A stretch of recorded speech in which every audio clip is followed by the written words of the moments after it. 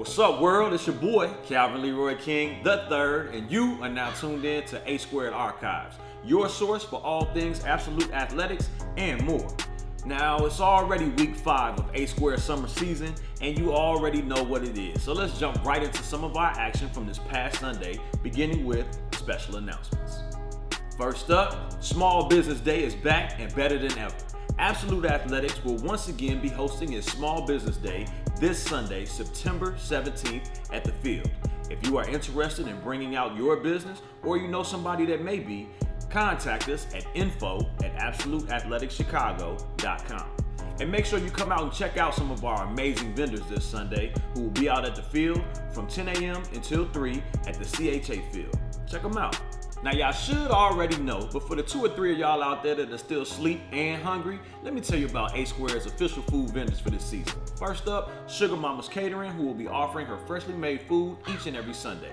She has everything from jerk tacos, chicken wings, chicken Phillies, and nachos, so be sure to check her out at the Brown Food Truck next to CHA Field. And please be patient because you know all of her food is made to order.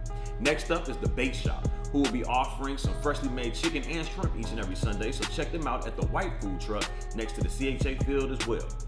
Alright, now let's get to these games of the week. First up, Grimy versus Up Top. Ellis Park was filled with a playoff-type atmosphere with this championship rematch that started off our primetime matchups. Up Top came out swinging first with a 12-yard reception to Devon to take a 6-0 lead. Sheen then threw a touchdown to number 22 Kelly with under a minute remaining in the first half to knock the game at 6. With great clock management, Bobby was able to hit Devon for a 52-yard touchdown score to take a 14-6 lead into the half. Defense was the name of the game in the second half, though, as both teams came up with huge defensive stops. Grimy was able to come up with the interception. Booby of Grimy scored on an 8-yard touchdown pass from Dedrick to tie the game at 14, and it stayed that way until the end, and they needed overtime to decide this one. Grimy had the ball first, and Billy scored to give them the lead, and they converted on a 2-point conversion attempt to take a 22-14 lead. Up Top then scored with a touchdown reception by Troy, but they failed to convert the extra point, which was broken up by the big-handed homie, Crystal, to prevent the second overtime. Grimy was able to walk away with the victory and bragging rights for the second time in a row.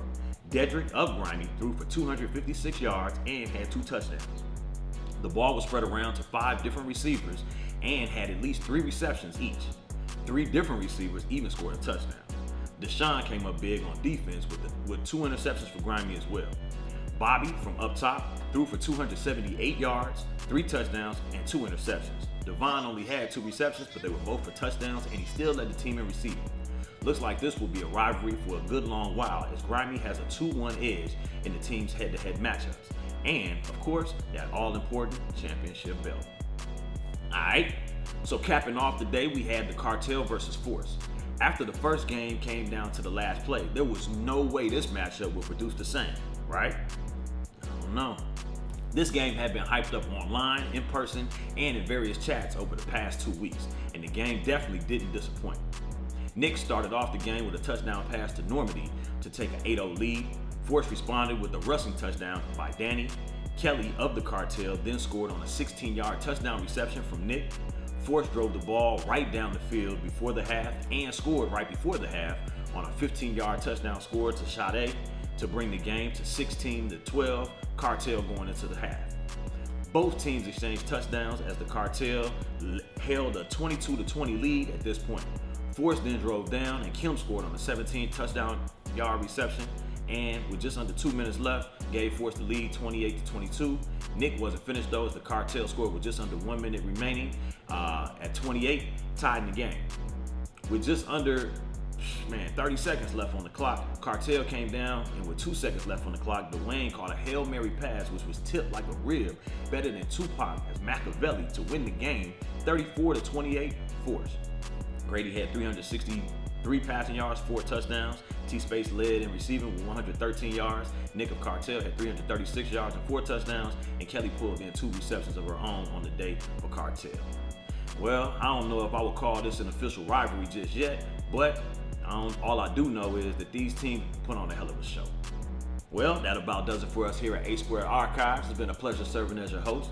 Be sure to check us out each and every week by subscribing to the Absolute Athletics YouTube page, checking out the website, and by downloading the Sports Engine app from the App Store or Google Play.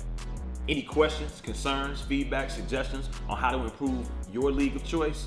Please don't hesitate to reach out to Joe Herring at 773-504-5103, or you can always contact him via email at joe@absoluteathleticchicago.com. Once again, it's been your boy, Calvin Leroy King III of A Squared Archives, signing out, signing off. Catch you at the field. Peace.